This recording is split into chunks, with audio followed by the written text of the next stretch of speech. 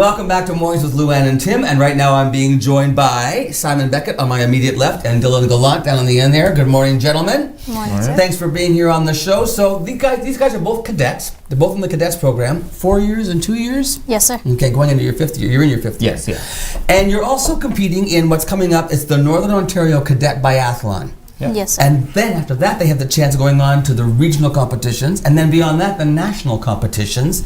You're an old pro at this. You've already been to the nationals, haven't you? Yep, just once with race partner Cassandra Breckenridge. Right on. She's one of my peers in the Corps. Nice. So tell me how you got involved in the first place in cadets. So I've gone through the Sioux Finish Club. So you were already a cross country skier. I skied classic skiing.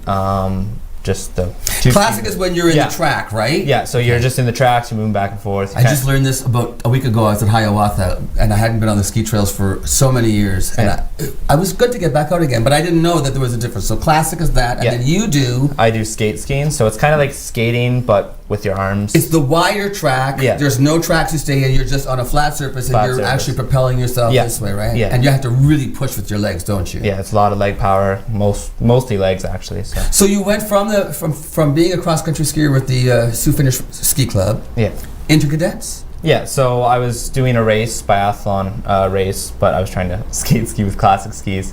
Wasn't going too well. You know, I had my knee brace on from a injury back a couple weeks beforehand. Yeah. And then the biathlon coach from Cadets, the 2310 Army Cadets, she found me on the course. She knows my mother, and my mom knows her mom.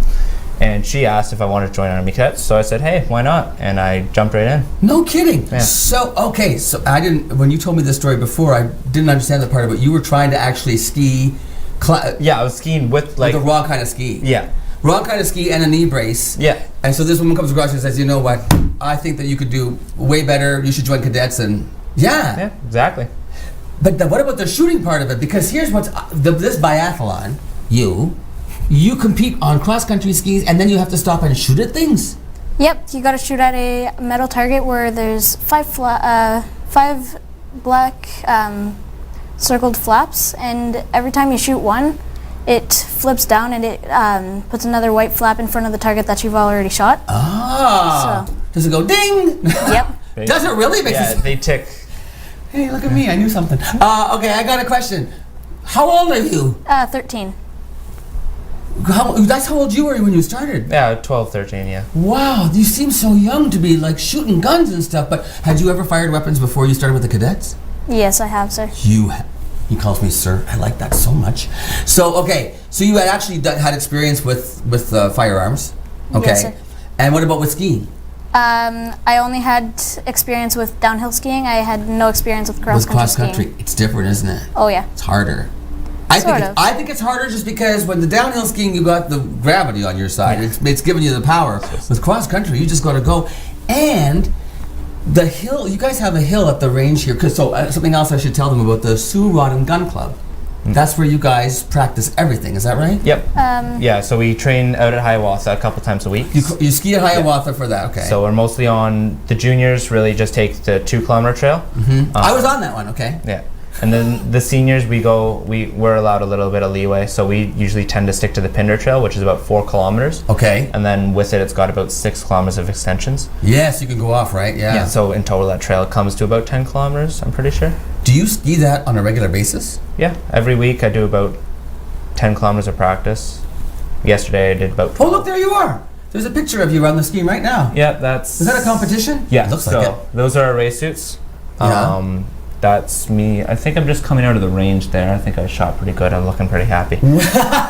There you are shooting right there. Yeah, so This is crazy. That's us standing shooting. So we have 2 different kinds of shooting. Yeah. So the prone, which we lay on our stomach. Oh. So it's a bit more supportive, a bit more easy. And then standing, you actually have to stand up and like hold the rifle yourself. And the targets, like when we're on prone, our targets are about this big. Yeah. But then standing, they're about this big, so they're a bit easier to hit. But it's still you're counteracting your breathing because you're short of breath because of the skiing around the course and your heart rate and all that. Gotta ski and stop. Do you take the skis off to shoot? No. No time for that. There's what about when you lie down? Oh, when you lie down, your skis, you can't that have floppy your, thing? you can't have your skis straight out. You have to have your skis so that way they're in more, so that way there's no violations of the for the Like the lanes, rules and like regulations? no Oh, lane the violation, lane violation, A what? a lane violation. So we have like, so there's lane 1, lane 2, and lane 3. Violation. Oh. And if you have a lane violation, it takes off some time. It adds time to your. They don't to mess your, around in these competitions, No, man. they do not. No, they do not. So you're training. You help train him. Yeah, so like the seniors give the coaches a hand because there's How is he as a coach? You can tell me. He's actually really good. He's been helping me quite a bit with biathlon and shooting. The only thing is, when I'm trying to ski, and I'm starting to slow down a bit, he's like, "Come on, come on!" I think that's his job. I think so too. Yeah. Hey. No, that's good. You guys, you seem to have a good rapport, though. You remember what it was like being him, right? Oh, yeah. Yeah. My brother's actually at where I was. Like, my brother's a couple years younger than me. He just joined last year, and he's basically at the same level as I started right now. So, Right. trying to get him into it.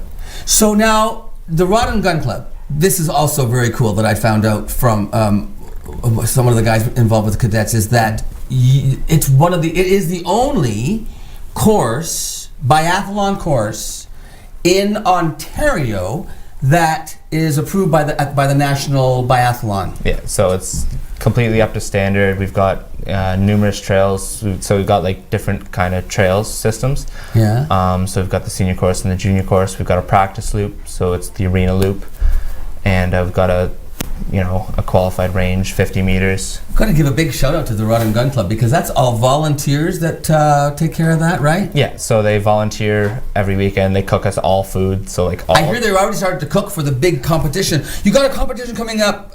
We're recording this interview in advance of that competition, which takes January 26th and 27th. That's this coming weekend. Yes. Just a couple of days. This is going to air after that. Okay. So I'm going to wish you well and hope that you're going to come back on the show before the regionals. The regionals are February the 8th and 9th. That's what I have Yes. here. Yeah. So if you place at the Northern Ontario competition, is that the one on the 26th, 27th? Yes. Then you get to move on to the regionals. Yeah. And at after the regionals, then you get to move on to the nationals in March. That's Quebec? Is that where you went before? Yeah, I don't know if they've changed it. Okay. Because But when you went before, it was in when Quebec. when I went a couple years ago, it was in Quebec. But Yeah. obviously they can't host it every year, so sometimes they switched around.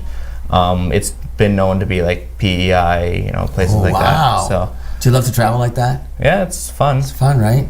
But you get to sleep in the army bases? Yeah.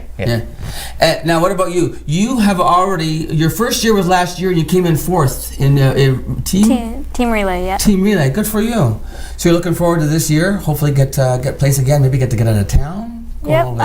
Go on a little vacation? Yep.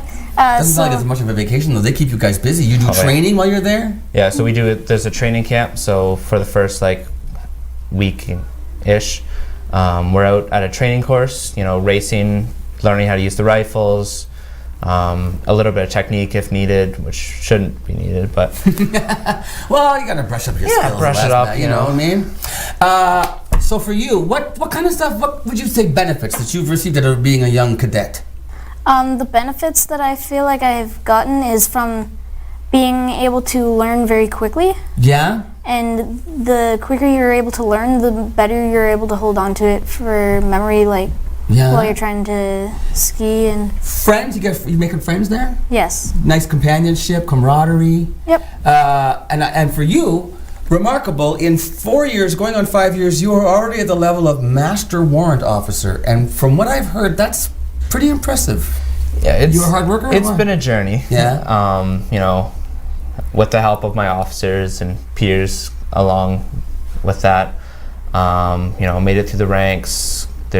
Once you get to the warrant officer level, so a couple rank below me, you have to go through merit boards. So you sit in front of 3 officers. They question you, see if you're fit for the level you're at. You go away to summer camps. That obviously. Oh, have you gone to the summer camp yet? Yes, I have. What's that called?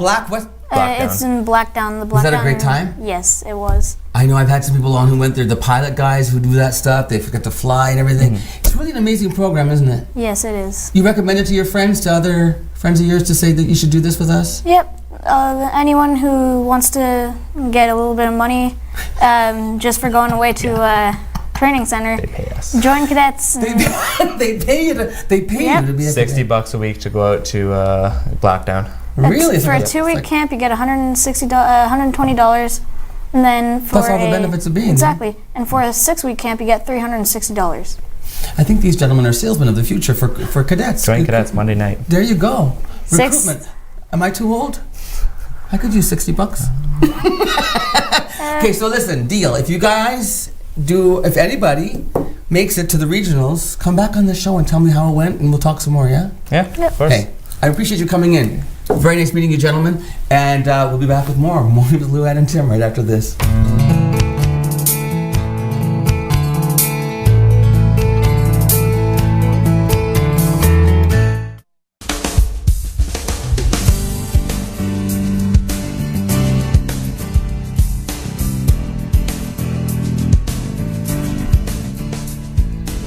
I was talking about those cadets that I interviewed. Oh, yes. Whenever the cadets come into the studio, I'm always impressed by their manners. Sir, yes, sir, thank you, sir. They're so polite. And I have a lot of respect for those boys. And young ladies. I shouldn't just say boys, the young ladies as well. What I like about them is that they're not rambunctious. They're not boastful. They're not, they're very respectful. Simon Beckett, he didn't have a great day with his shooting on the course, and so Simon didn't make it to the regionals. Oh. What a great young guy, though, and I wish him well. However, 2 of the young ladies involved in the biathlon did make it through to the regionals. Awesome. They're very busy right now with exams and everything going on. How these kids balance their lives is beyond me. Oh. So I don't know if I can get them on the show before they actually go to compete in the biathlon, because I believe it's the first week of February.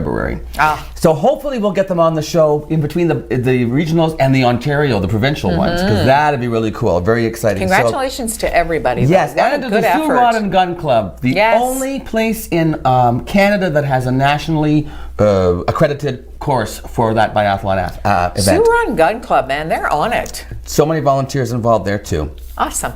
I'm a little nervous. Why? Jussie Smollett, Yes. the guy that was attacked in the bleach and Empire actor? I'm reading some stuff now, and I hate to be a conspiracy theorist, and I'm even reluctant to say this, but video footage reveals that he's walking down the street, and there's 2 other guys walking down the street. They go one direction, he goes the other.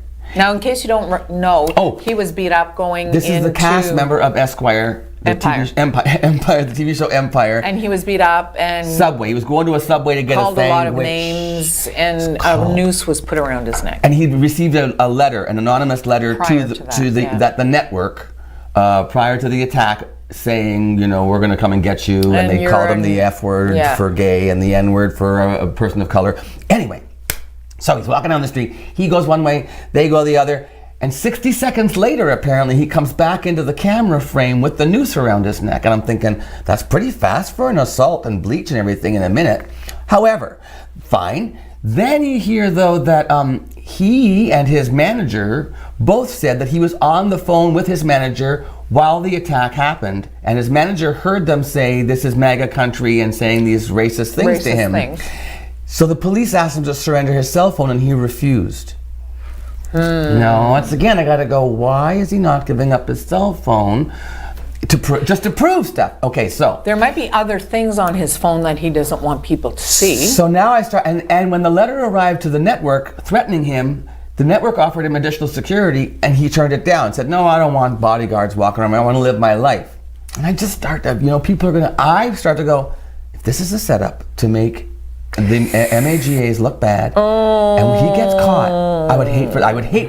Now, however, there's a neighbor who is going to walk her dog, same building, 12:30 in the morning, goes out to walk her dogs, sees what she calls a suspicious-looking redneck guy across the street. Is the word she used? Yes, suspicious-looking redneck guy, and smoking a cigarette and looking at another guy about 300 feet away, and he also looks like he's got maybe in the pouch of his hoodie a blue and white rope or clothesline.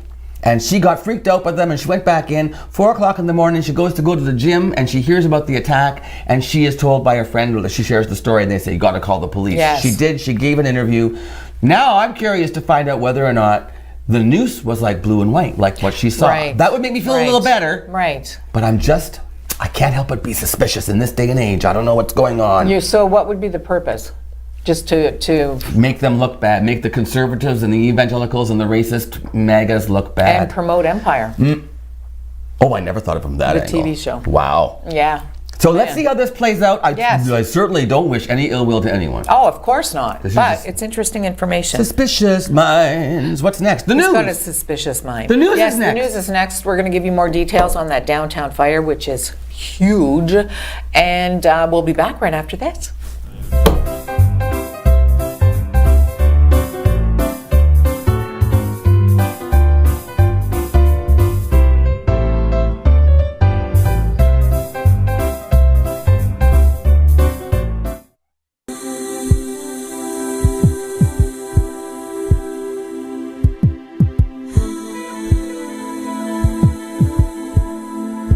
You're starting? I am.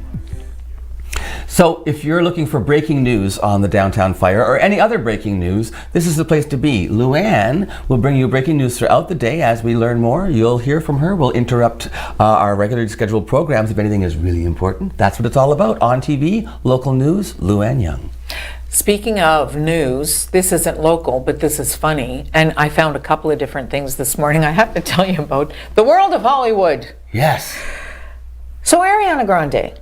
Okay. She has a single called 7 Rings. So what she did was she had a tattoo put on the palm of her hand, and it's in Japanese kanji character. So it's very pretty, it's beautiful, but it's misspelled and it actually says barbecue grill. Oops. Wonder how much she paid for that. So she's got 7 barbecue grills instead of 7 rings. I don't know how she carries all that. Apparently she's had it fixed though. So Has she? at it. Yeah, like look how pretty it is. Look. Yeah, apparently she's had it fixed now though already. Okay. But you know what? It hurts to get a tattoo. So I'm wondering if she's a little miffed. Well, I'd be like this. Hibachi. Hibachi you. Hey, you know what? Drake, Hollywood, Drake, our Juno nominee, right? Yes, and our own Canadian wonder guy. There was a rumor that he went to a McDonald's in LA at like 4 a.m. with some of his peeps. That's what they call them, peeps. You're so hip with the kids' lingo. Well, thanks. And apparently there were 2 female employees behind the counter, and he left them a tip. A huge tip, like $100,000 each. Well, it wasn't. Shut your mouth. Apparently, though, it's not true.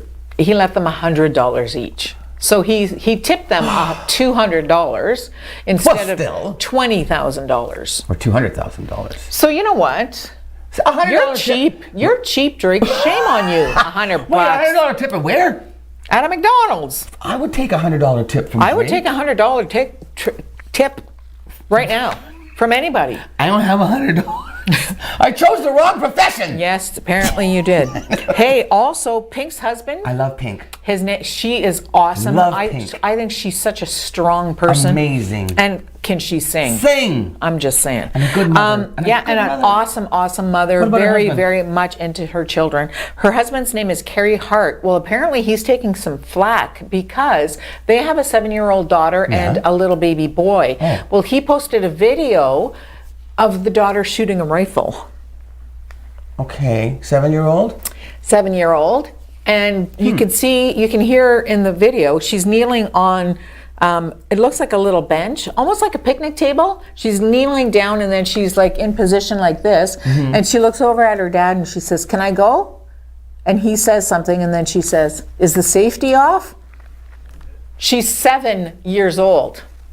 That's her. So are you saying that she doesn't know properly she's not properly trained? Is that what you're suggesting? No, she's very properly trained. Okay. Because if she's asking about a safety Then she knows at the this age of stuff. 7, So but people of course are freaking out because But- he's But target propagating gun use amongst Let's young not children. forget that that's a sport. Yes. It's a sport. Apparently, she's been shooting since she was 3 years old. I don't think that Pink's daughter is going to go out and cause problems with firearms. I think I wouldn't want to put that kid on timeout. Boom! Oh yeah? Timeout this. Right? Could you imagine? But I think that let's not forget that I'm rifle. What is it? What's that sport's called? Shooting the rifle? That. Yeah. Well, they just did it. The cadets just did it on their biathlon. They cross country ski. They stop and they shoot. It's target shooting. That's a sport. Target shooting. I don't have a problem with that. And he's very proud of her because she can hit a foil pan at 30 meters. You know what? I can cook a pan of brownies at 20 feet. And I can eat them at like 4 inches. So we're good. Stay with us. We got much more ahead on Mornings with Luann and Tim.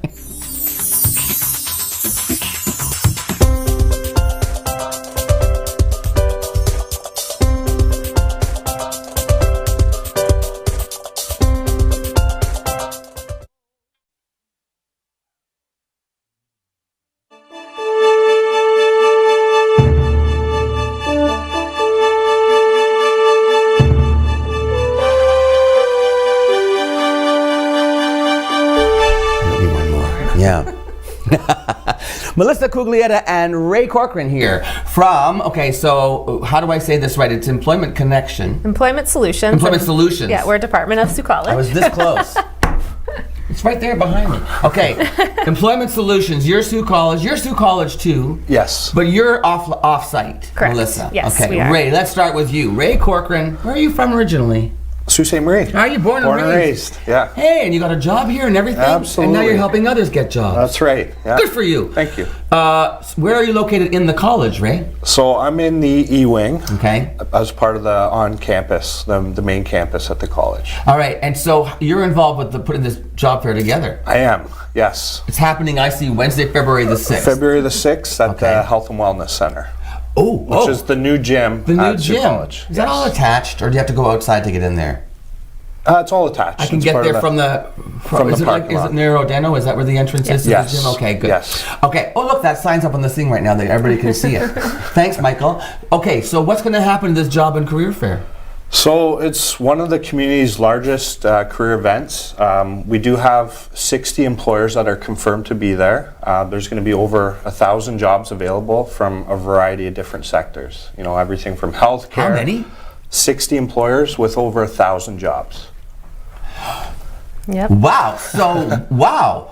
So you mean people can show up and they're going to get to meet all of those different employers and have those opportunities to apply for those jobs? Absolutely. That's the main benefit of a job and career fair, is it gives people the opportunity to speak to employers that they're interested in working for, and they become more than a simple resume. So really it's an opportunity to network, make connections, and hopefully it leads to employment for them. Ray, is this just for Sioux College students? It's actually open to everyone, community members, you name it. So it's free to attend. There's no cost to go. And again, just go there with your resume ready to submit to employers. That's what we call shooting fish in a barrel. You get them all in one spot, and then one-stop shopping for looking for a job. There you go. What kind do you have? Is this everything from part-time jobs to full-time jobs for youth, for different skill sets? For sure. There's part-time, summer. There is a lot of full-time opportunities, but there's summer employment opportunities as well. So for students who might be returning in the fall, I mean, there's a number of different positions. Now, Melissa, we still have time before this happens, another week or so. Is it next Wednesday, right? All right, so you're encouraging people to come in who are going to attend the job fair. Absolutely. Do they need to make an appointment and stop by? No, not at all. They can just stop in? They can just stop in. No appointments ever necessary. Why are you suggesting they come and see you before the job fair? Why would that be an asset? So that way we can have a look at their resume, or maybe they need help creating a resume, updating their resume. Maybe it's not up to the standard the employer may be expecting to see. So we can just make sure it is what that employer is hoping to see from them, and also get them ready to actually stop and chat with the employers about their experience. Little prep, update that resume, make sure it looks really good, no spelling errors, none of that kind of stuff. where are you located then if people want to come and see you to get ready for the job fair? So we are a department of Sioux College, but we are located off campus as we do help the general public. The general public as well. So anyone from age 15 and beyond, we can assist with their job search. And we're located at 421 Bay, which is in the station tower, and we're on the 4th floor. So noon to 5, that means if you're a high school student or somebody who is graduating from high school and wants to stay in Sault Ste. Marie, maybe to attend the university or the college here, and you're looking for some part-time employment, this would be a great job, a chance for you too to go out and see what's out there, right? Absolutely. So when you finish school at 3 o'clock or whatever on next Wednesday, get down to Sioux College and bring your resume. But stop in first to see them. You've got time. You're a student. Come on. Exams are almost over, aren't they? They should have some time now. I think so. High school students, you actually help high school students out too. You have some workshops and stuff. Is that true? Yeah, we actually have a couple of youth programs. One of our specific programs that is for age 15 to 29. They can be a student or not. If they're looking for their first paid work experience, we actually help them with that. So we do career exploration, resume writing, interview preparation. We connect them with employers who are interested in hiring youth and first-time workers, and those employers may actually be eligible for a cash incentive to help them with the training and hiring costs of that first-time youth. Cash incentive. A lot of programs with incentives. That's great. Ray, yes. Talking about the interview preparation, that's one of the things that I recall doing, because I used an employment agency, I guess, what you call it. Actually, I did something with YMCA. Okay. Yeah, it was called YMCA Rocks, and we were trying to get kids with barriers to employment to look for other ways to get work, get creative, that kind of thing. And we had to do that resume stuff. I mean, I didn't do that. We actually had somebody come in and do that with them. But the interview program part of it, you do mock interviews? We do. So that is something that if, interviews are uncomfortable for everyone. It's uncomfortable for the person doing the interview as well as the one who's asking the question. So, are you uncomfortable right now? Because I'm interviewing you. You know what? I'm actually doing pretty good, surprisingly. Yeah, that's because of me. Yeah. Sorry, Ray. Go on. But again, it is something like anything else. The more you practice them, the better you get at them. Right. The more comfortable you get with them. So yes, that is a service that we do provide our students to help them get familiar with the interview process. You were talking about exchange students, international students. Right? That there's we know now that Sioux College and Algoma, you are bringing in 200 and 400, 600. I mean, the numbers just keep going up. It's fabulous. But that's got to be a bit tricky when you're coming from a different country. How do you help them with getting ready for job readiness? A lot of times we're starting from square one. I mean, a lot of our international students do come to Sioux College and have never gone through an interview, have never really applied for a job. So we'll start from resumes and go through the whole job search process. And even if you're a student and you haven't had previous job experience, when you're looking for references, you encourage people to use coaches, teachers, clergy members, I mean, anybody, any volunteerism. Yeah, absolutely. Anyone that they can basically vouch on the reliability, responsibility, work ethic. There's so much to learn. And you guys know it all. So that's what you want to do. You want to get down, go to the job fair for sure. Job and Career Fair, Wednesday, February 6th, Sioux College in the Health and Wellness Center. Yes, and if you can carpool, it's highly recommended. Spots do fill up in terms of parking. So there's the visitor parking lot, J South lot, and there is metered parking on Willow Avenue as well. But it is recommended if you have the opportunity to carpool. Okay. We suggest that. So, and get down in advance to have them check out your resume to make sure you're all ready to go and talk to those 60 employers and score yourself some work. We'll be back to say goodbye with Luann. I want to thank you very much, Melissa Thanks so much, Cuglietta Tim. and Ray Corcoran. Thanks, Tim. We'll be back in just a moment.